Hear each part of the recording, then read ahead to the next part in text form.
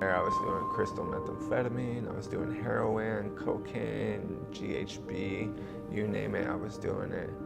And I got picked up at the border, you know, highly under the influence with 5 people in the back of my trunk. And I went to prison. That was the first time. I was 19. I went to prison. I did a drug diversion program in prison.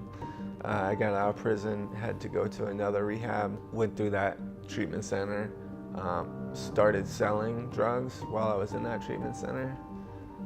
Not too long after that, one of my best friends, he died. He overdosed and died in my bathroom at my house, and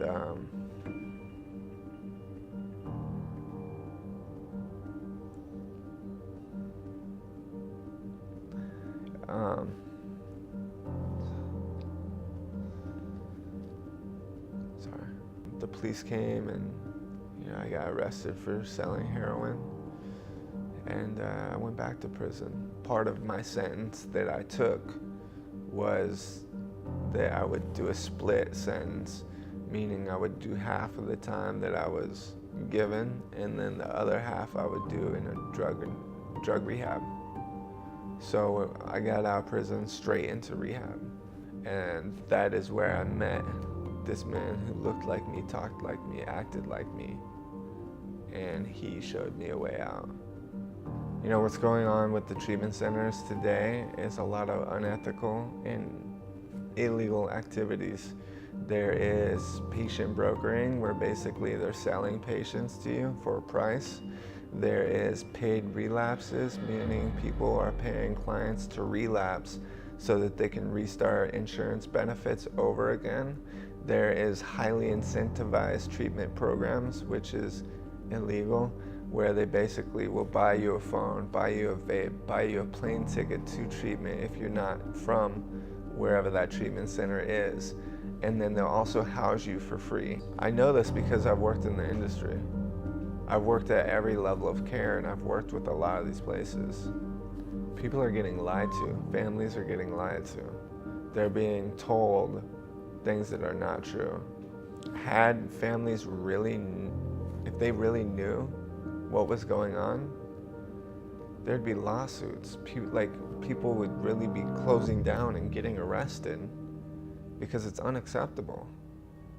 If my daughter, God forbid, she was struggling with addiction and things had gotten to the point where she needed to go to treatment, there's probably about this many places I would feel comfortable sending my kid, honestly.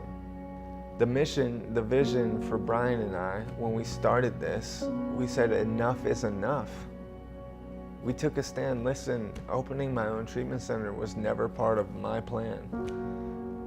I didn't wake up one day and was like, I want to own a treatment center. No, this really developed and became a thing due to the lack of quality ethical programs. What it was we were having clients coming to us begging for a solution because the place we sent them to wasn't working out, because the place we sent them to was doing some of these unethical things. Well, as a fellow parent, the main thing is your child's safety. It's the main reason you're even looking for help in the first place, is because there's something wrong.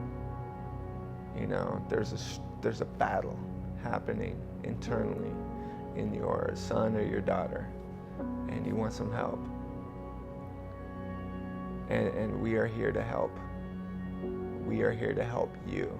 What I would look for my daughter, for my stepson, the things that I would want out of a treatment center, out of a professional who's gonna work with my loved one, I would want to know that they can reach my kids. They could build a relationship. They can build trust. If you can't establish trust or a relationship or some sort of connection with your client, if they can't buy into the idea that they can live a sober, happy life, then no amount of therapy is ever going to change that. They need to want it. And that's something that here at Sober Life Recovery Solutions, we do, and we do very well. We show them that they can live a happy, joyous, free life, and it's young, it's cool, and it's hip. They buy into it because that's who we are.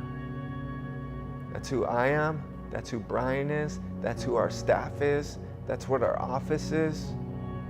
You come in, it doesn't feel like a treatment center.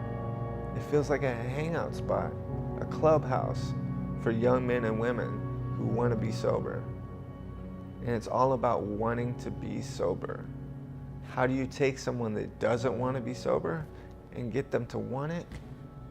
You show them that it's cool. You show them that it's fun. You show them that it's better than what they've been doing. And that's what we do. It's who we are, down to our core. And all you have to do, honestly, all you have to do, it's as easy as a phone call.